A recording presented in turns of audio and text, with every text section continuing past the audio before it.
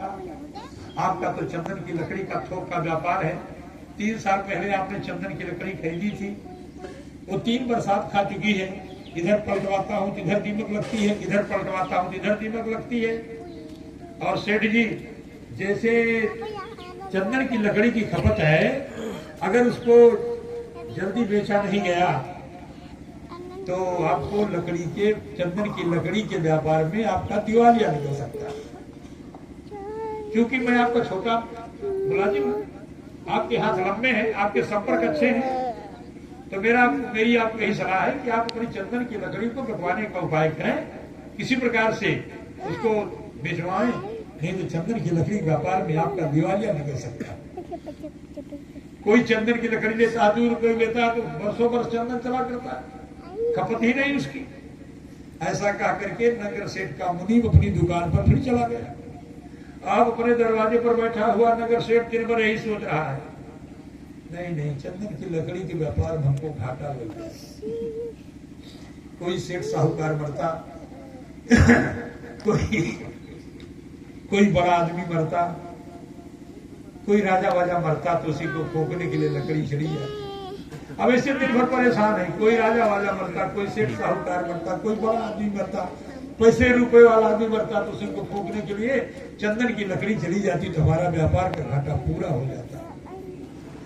सोते सोते सायंकाल की बेला में रोज के समान राजा साहब हाथी पर नगर की यात्रा करते हुए जब हाथी आकर के रुका उनकी दुकान पर, अरे राजा साहब आए, यही राजा साहब मरते दिन का फूक, मन में सोच दबा, ये राजा साहब मरते दिन का फूक, लकड़ी चली जा, हमारा चंदन की लकड़ी घाटा पूरा हो जा।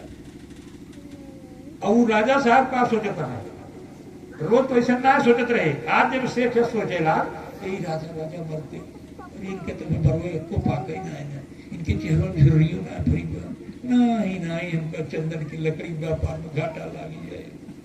तो राजा साहब हाथी सोचत उतरत को का सोचत है, जब वो कहे रास्ता तो उतरत है, असली राजा तो यही है, हम तो नाम मात्र के राजा हैं, जनता की गाड़ी कमाई लूट करके बड़ा भारी सेठ बना हुआ है, हमारा भी काम नहीं चलता है, इसलिए मैं रोज नगर घूमने आता हूँ, उसके दरवाजे पर बैठ करके चाय पान करता हूँ। असली राजा तो यही है, मैं तो केवल कहने का राजा हूँ। अब राजा साहब के दिमाग में यह बात आ गई।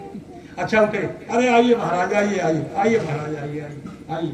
राजा साहब आए, चाय पान आ गया, लेकिन अब आज राजा साहब ऐसे तिरछा मुखे के चाय पीता है, यही ना दिखता है, कबो को वैसे नहीं, कबो को करीब से देख लो, और नगर शेठों से देखे कबो को राजा साहब को बड़ो ना पकड़ा, नहीं चंदन की लकड़ी व्यापार में हमारा घाटा लग जाए।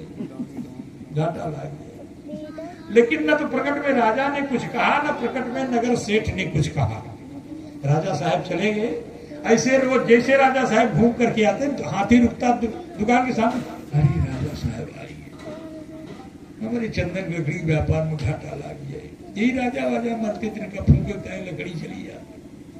ऐसे महीनों कवायद चली, लेकिन प्रकट में न कभी राजा बोला, न कभी प्रकट में नगर सेठ बोला।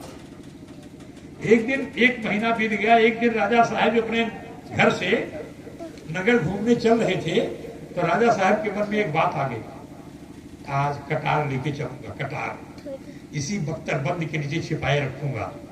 और उस बनिए के बच्चे ने जरा भी तरबर किया तो खंजर निकाल के खट से उसका गर्दन काट दिया, और रोज की आवाजाही खत्म हो जाएगी। जनता की कमाई, गाड़ी कमाई लूट करके बड़ा भारी सेठ बना हुआ है। जैसे लेकिन राजा के दिमाग में यह बात आई, वैसे खट से राजा के सिर में भयानक दर्द पीड़ा हुई। राजा अपना पत्थर पकड़ बैठे, चिल्लाने लगे। पूरे राजभवन में खबर फैल गई कि राजा साहब के माथे में पीड़ा है, राजा साहब के पत्थर में पीड़ा। राजा छटपटाने रोने लगे, पूरा राजभवन भर गया।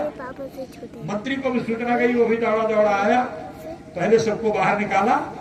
और जब राजा से एकांत हुआ तो राजा से कहा, महाराज बताइए आपको परेशानी कैसे हुई, क्या आपने सोचा? तो राजा ने कहा,